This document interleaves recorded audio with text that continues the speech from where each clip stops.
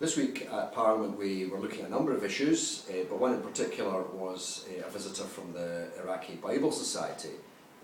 Nabil Omesh, who was there at the invitation of the Scottish Bible Society and spoke to a cross-party group of MSPs. It was really fascinating and really quite moving to hear of some of people's personal experiences in Iraq. It's one thing to watch the TV news and it's quite impersonal,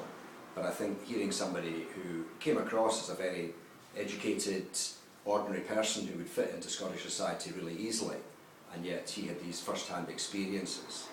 For example, a woman who had sent 3 of her children off for safekeeping elsewhere, but she'd kept her 3-year-old child with her because the child was so young, and yet when the terrorists came, they demanded to take that little girl away.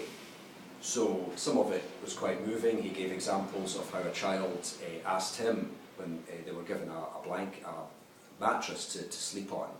if he had children and if they had beds to sleep on, because for that little girl it was quite a luxury to have a mattress to sleep on instead of the hard ground. Iraq faces a severe winter. They have very hot summers, they have very cold winters, and so really our thoughts, our prayers, and if we are able to give financially, I think does need to go in that direction. One piece of good news was that in Kurdistan there seems to be a much more positive attitude to allowing both different types of Muslims as well as Christians and other minority groups to live and operate side by side in Kurdistan, and perhaps we need to be doing more to support them and building up relations.